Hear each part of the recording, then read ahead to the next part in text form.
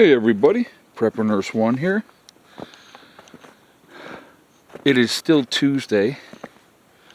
I pulled up the screen over here for the chickens because they were, actually with the plastic, it was getting quite warm in there for them.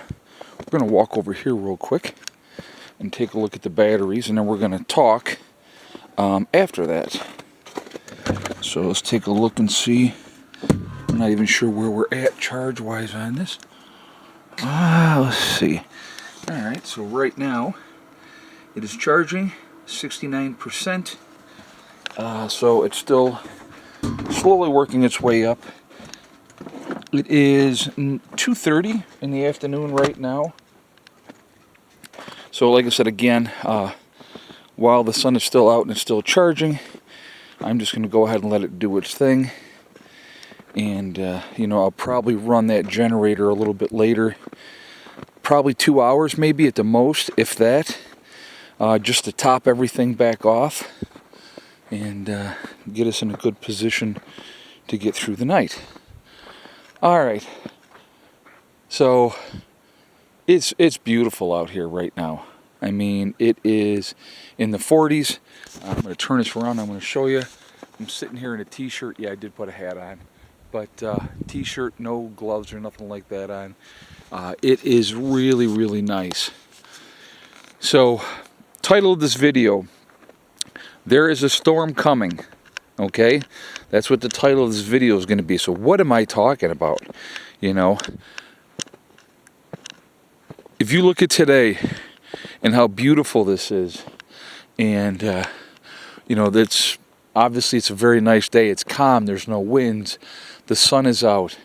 Who would have known that just a couple of days ago it was so cold and miserable and things were terrible, you know what I mean? But what I'm talking about as far as a storm coming has nothing to do with the weather. I believe, and this is just strictly my opinion, what we dealt with a couple of years ago with the whole pandemic and everything like that, I think that's just the tip of the iceberg. I think that was completely a test, in a way, if you will, to see what the powers that be could get away with. And they got away with a lot, folks. They got away with a lot. They got people to do things that they wouldn't normally do. They got people to do things that they didn't want to do, using all kinds of means to get there. And we're not going to get into all of those because we already all know what those are. And it's amazing to me, that people just did what they did, honestly. But, so here we are now, and what's coming next? I honestly believe that they're really chomping at the bit to get us into a conflict in the Middle East. You look at, we just had the SEALs lost 2 SEALs here recently that were doing a raid. There was a supposed ship that was bringing weapons to the Houthi rebels, I'm sorry, and Iranian ship. So there was this big raid, and the way that they talk about this, well, we lost these 2 guys. What really happened? That would be a question that I would have. What was the mission really about, and all those type of things? Because, obviously there's always going to be secrecy whenever they're going to do something, and I get that and I understand that.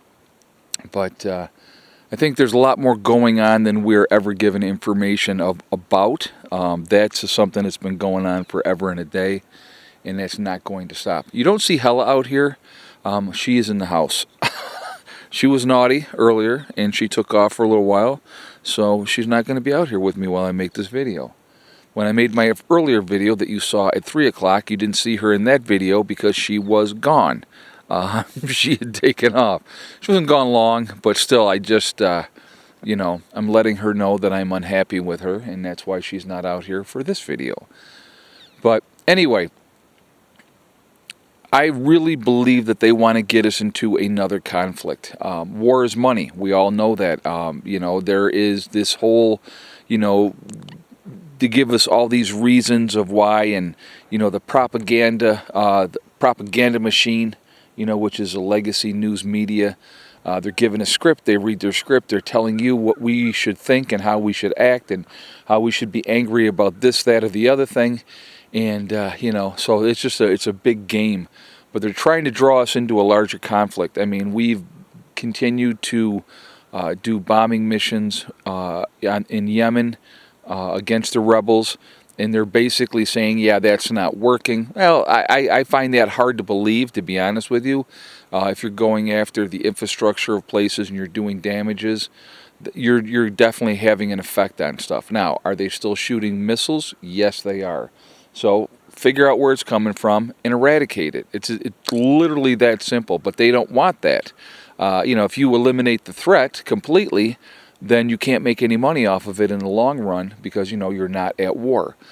You look at the last, realistically, and I'm not talking about the Gulf War. Well, in a way, yeah, actually, in a way I am, because that extended on and on and on. So, but if you look at the last several wars that we've been in, they've been long, drawn out, going back even to Vietnam. It was a long, drawn out thing. We lost, okay? There's no way we should have lost that war. No way we should have lost that war. And we were not allowed to do what we needed to do. Same thing with, Iraq and Afghanistan. Now, we took over Iraq, obviously. We still have troops in Iraq. We've given up on Afghanistan after 20 years and gave it back to the same people that we were supposedly fighting against so they could go back and do the same thing to their people that they were doing before, which was one of the reasons supposedly that we were there in the first place, And it's just a constant thing that goes round and round and round, and I wish more people could see the manipulation and all those type of things that go on that we're dealing with, in those situations. So it's unfortunate, but I do believe we will be at war. I hope it doesn't happen. I'm always going to be hopeful and hope for the best, but I'm not. I don't have a whole lot of faith in this system. And again, war is money. So, every missile that is fired, every missile that we shoot in there, then the companies that make those missiles have to make more. So, it's another excuse and reason. And there will always be another excuse and reason of why we are using deadly force, on people. There's always that. These are the bad guys and we're the good guys and we have to do the right thing and all that. Actually, there's one of the birds is there by the door. But, that's the reality. The reality is it's not going to stop. It's going to continue. And I think we're going to get ourselves caught up into something again. And it's just going to be a matter of time. And then there'll be the next thing that they throw at us, for more control.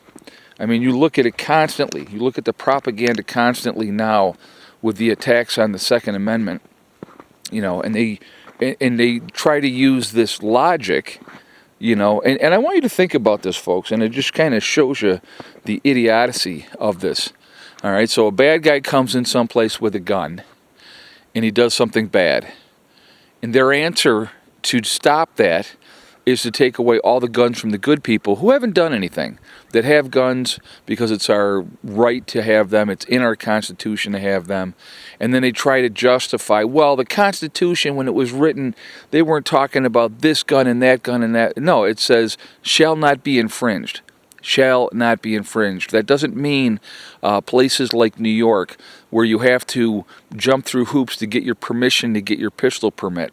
And when you do get your pistol permit, you're not allowed to have a magazine greater than 10 rounds, and you can't have more than 7 rounds in that gun when you have it. You're not allowed to have high-capacity magazines for your rifles and stuff like that. I mean, it's just absolutely ridiculous. That's all what's being infringed on, our Second Amendment rights.